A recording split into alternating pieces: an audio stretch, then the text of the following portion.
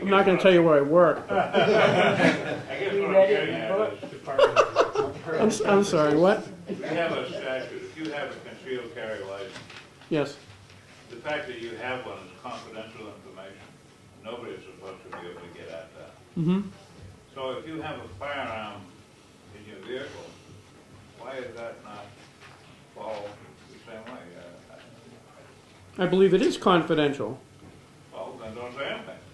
Well, it's confidential, but it's still, I don't think it would be right for a citizen in New Hampshire, an employee, a person that lives in New Hampshire, who works in New Hampshire, to be fired because they're exercising their constitutional right and having something to protect themselves in their vehicle if somebody were to find out. If they, just something simple like they opened up the door to get out and somebody saw the butt of the shotgun tucked in the back seat, or they arrive at work and they take their gun out of their pocket and put it in the glove compartment and somebody sees that. Things like, and there are also surveillance cameras all over the place, like there's microphones all over the place here. And it could be detected, and somebody who is a law-abiding citizen could end up being fired the way the law is, without this law to protect them. I agree. Representative Fields. Yes, Mr. Chair, a couple of things. First of all, if you work in a company or a private company, whatever, wouldn't it be a lot easier for you to go into say, well, we have a gun, maybe you have a place we lock it up, while you're there. Then you brought up, if I may, further, you brought up about something about going to Berlin and the prison. Mm-hmm.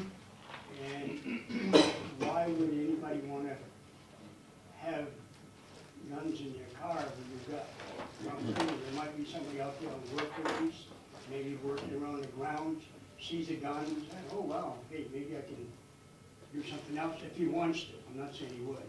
But wouldn't it be a little tempting for some of those people that might be out and say, well, gee, I'll break into the guy's car and I get a gun and I can take off? I don't believe so.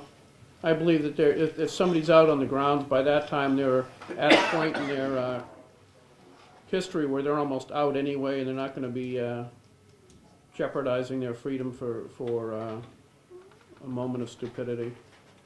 I don't also think that it's just common sense that if somebody's going to a facility like that, they're not going to have it in the open, and it's unlikely that somebody would see it. So would you answer the first question? What was the first question? Well, the first question was about... Oh yeah, sorry. Yep. That why don't you let your employer know so that maybe if you went to work, there wouldn't be a problem for you and you could lock it up somewhere? The reason I wouldn't do that is, I'll give you an example. The employer I work for now, which I would remain nameless because of prior testimony. Remember, you're on camera. I know. Years ago, I used to be able to bring my I have a 12-gauge cannon. I used to bring it in and polish it once in a while on the lathe and stuff like that. And now, because of it's been taken over by this international company, they won't even let that in the building because they're afraid of liability and everything else. Even though this is like a 40-pound piece of stainless steel, that is not something you would use even for self-defense, unless you were a crazy Irishman like me. So, no, the employer would. A lot of employers, as time goes on, are becoming more and more politically correct, and they would be offended by the fact that you even asked, and there was no way they would provide any kind of facilities for you to lock your firearm up, even though that does make sense. They don't allow common sense to interfere with their corporate decisions. Representative Anthony. Thank you, Madam Chair. Coming from a security perspective, I've never had this issue in the 8 years I've been in the business. Various corporations, all different sizes, government facilities. If a firearm would you believe that if a firearm was visible within a vehicle, it's really not within our rights to say anything. Constitutionally, they can have that firearm in that vehicle. Mm-hmm. Would you believe that if PD were to find that and somebody were to complain to the police department, that'd be a different scenario. They may run the plate, and if something comes in, they might go further with that. I believe that has historically likely the case, or it is the case, obviously. However, as time goes on, for instance, Greg Saltz, I think he works for Pepsi Cola, is making corporate decisions that apply to every manufacturing plant in the country. And on their policy, if he shows up and somebody sees the shotgun that he's got in the back seat so that he can go hunting after work, he's fired. And the guy's worked there for many, many years without an incident or anything else. So I believe it is an issue now, and it is becoming more so an issue. Representative Townsend. Thank you, Madam Chair. My only concern with abandoning the de facto don't ask, don't tell situation that's in place right now is if an employer decides, okay, you can bring your firearm, we're just going to designate a certain part of the parking lot for your parking.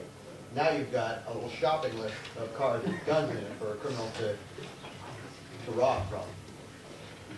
My response would be, I don't think a corporation would be that stupid, but then I realized that would contradict something I said earlier. That's why they have the surveillance cameras. Representative Galakis. Yes, Representative Harper, what makes you think that the employee can't still fire that person when in the state of New Hampshire you can get fired for wearing green sneakers and no recourse to it?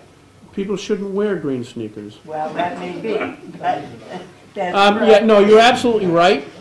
But this eliminates this reason for dismissing somebody. Yes, they have, in effect, they could just find some other reason to fire you. But typically this applies to the larger corporations, and the larger corporations have actual policies and systems by which they fire people. They go through a process. It's not as it's not like the some of the smaller businesses that don't necessarily have any human resource policies relative to dismissing people. And I think it would be unlikely. Is it possible? It's possible now. They could fire them because they find out they even own guns right now if they'd like. But it's not, I don't think it's any more likely to happen if this is implemented than it is now. thank you. Representative Gray. We've heard a lot about employers, but this talks about parking lots, and it talks about invitees, so you don't necessarily have to be going into a parking lot of an employer. Mm-hmm. If I went to the parking lot of a hospital, which says no firearms in the building, what am I to do with my firearm if I can't leave it in my car? If you're near a hospital, there's probably some drug addict could buy it. No, you're absolutely right. You should.